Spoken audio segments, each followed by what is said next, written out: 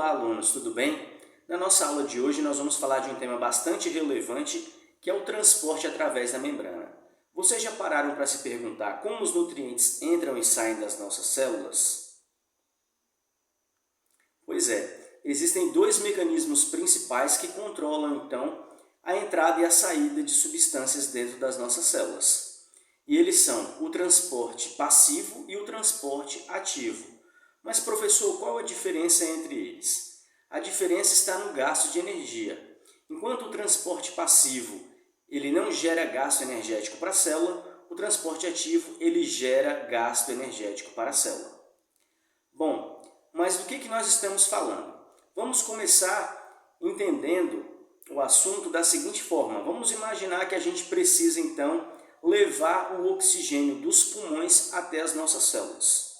O nosso ar atmosférico ele é bastante rico em oxigênio. Cerca de 21% do ar atmosférico contém oxigênio. Quando nós ventilamos, colocamos o ar para dentro dos pulmões, esse oxigênio então ele passa dos pulmões para o sangue, que fica bastante rico em oxigênio, e as nossas células estão bastante pobres em oxigênio lá nos tecidos, esperando que esse oxigênio chegue através do sangue. Ou seja, nós temos um sangue bastante concentrado em oxigênio e nós temos as células pobres em oxigênio, aguardando esse oxigênio. Ou seja, nós temos uma região muito concentrada, que é a região sanguínea, a região extracelular, e nós temos uma região pouco concentrada de oxigênio, que é o interior das nossas células. Dessa forma, o oxigênio ele consegue se difundir passivamente, ou seja, sem que haja nenhum gasto de energia para o interior das células. E esse tipo de passagem nós vamos chamar então de difusão simples, que é quando uma determinada substância ela passa de um meio mais concentrado para um meio menos concentrado, que é nesse caso o interior das nossas células. E ele passa através da membrana, por isso é um transporte através da membrana, mas não há gasto de energia. Por isso esse transporte é chamado de transporte passivo, aquele transporte em que não há gasto de energia para as células. E nesse caso é uma difusão simples, porque a substância apenas passou do meio mais concentrado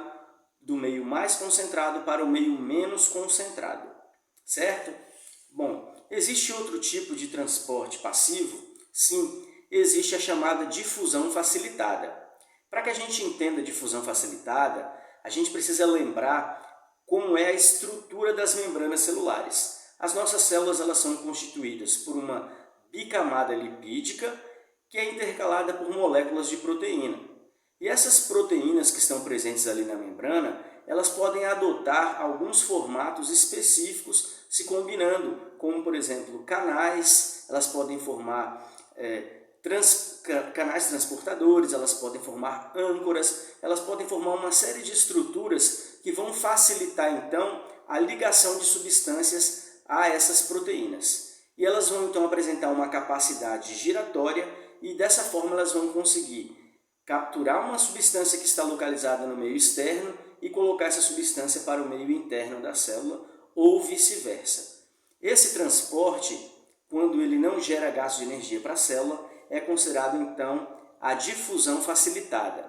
Como exemplo disso, nós podemos falar da glicose. Então vamos imaginar aí que a mãe precisa nutrir o feto, que está se desenvolvendo ali na barriguinha dela. E aí o que vai acontecer? Ela precisa mandar glicose para esse feto se nutrir. Então essa glicose precisa sair do corpo da mãe, precisa atravessar as células da placenta para então chegar no feto. E todo esse transporte da glicose ele vai acontecer de forma passiva, ou seja, sem gasto de energia. Então a glicose atravessa as células da placenta de forma passiva. Então existem transportadores de glicose nas células, que são os transportadores GLUT, e eles vão então capturar essa glicose e passar essa glicose do meio extracelular para o meio intracelular através de um transporte que nós vamos denominar de difusão facilitada, porque contou com o auxílio de proteínas giratórias. Entretanto, existem outras substâncias que elas só poderão entrar na célula ou sair da célula com gasto energético, como por exemplo o sódio.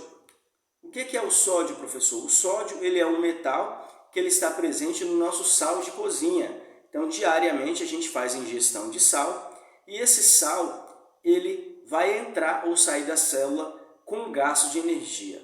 Mas por que isso acontece? Isso acontece porque o sódio ele tem um papel importante, que é o de manter a estabilidade das membranas celulares.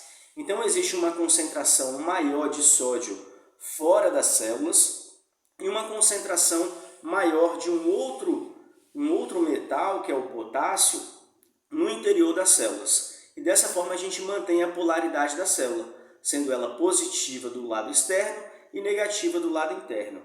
Se houver um desequilíbrio, ocorre uma alteração da membrana. E algumas células elas vão precisar que ocorra esse desequilíbrio para poder gerar um impulso elétrico, como por exemplo acontece nos nossos neurônios. Mas outras células não podem manter esse desequilíbrio. Elas precisam manter as concentrações adequadas de sódio e potássio, tanto dentro quanto fora da célula.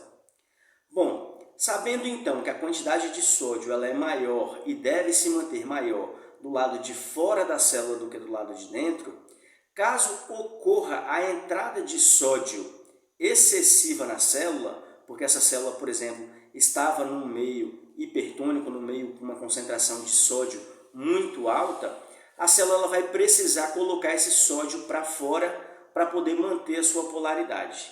E para que ela faça isso, ela vai utilizar então uma proteína que é responsável pela chamada bomba de sódio e potássio.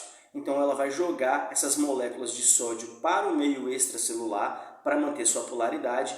Entretanto, como ela vai estar fazendo isso? Jogando o sódio para o meio que já está muito cheio de sódio, e a tendência natural seria esse sódio permanecer no interior da célula, ela vai precisar gastar ATP para conseguir jogar esse sódio para o lado de fora.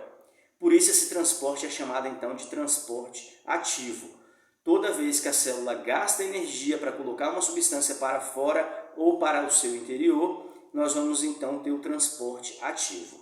Então, resumindo, difusão simples, a substância simplesmente atravessa do meio de maior concentração para o meio de menor concentração. Difusão facilitada, não há gasto de energia e a célula conta então com proteínas transportadoras que realizam um movimento giratório e colocam substâncias para dentro ou para fora das células, como é o caso da glicose. E no transporte ativo nós temos gasto de energia, ou seja, a substância ela é transferida para o meio de menor concentração para o meio de maior concentração, ou seja, contra o gradiente de concentração. E dessa forma a célula precisa gastar ATP, e então nós temos aí o transporte ativo. Uma outra coisa interessante que nós precisamos saber também é que nessa tendência que a gente tem na natureza de manter o equilíbrio, a água ela é capaz de entrar e sair das células a depender da concentração do meio.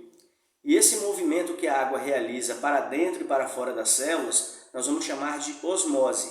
Então, a tendência natural da água é que ela sempre saia do meio menos concentrado para o meio mais concentrado, para então diluir aquela concentração daquela substância no meio que está mais concentrado, para que então se atinja o equilíbrio.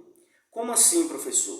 Vamos lembrar dessa nossa célula que estava imersa numa água bastante salgada. Se a água está bastante salgada fora da célula, a tendência é que a célula perca a água para o meio, para que então ocorra uma diluição daquele sal e diminua a concentração daquele sal, certo? Então, o movimento da água para dentro e para fora das células, ele é chamado de osmose e ele vai sempre do meio menos concentrado para o meio mais concentrado.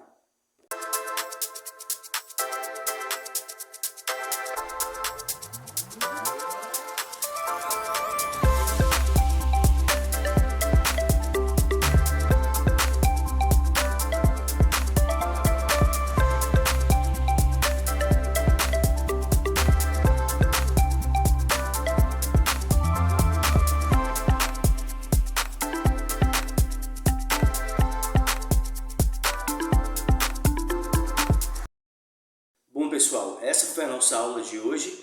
Eu espero que vocês tenham aprendido bastante, que tenham realizado as anotações de vocês e nós nos vemos nas nossas próximas aulas. Um abraço a todos e tchau!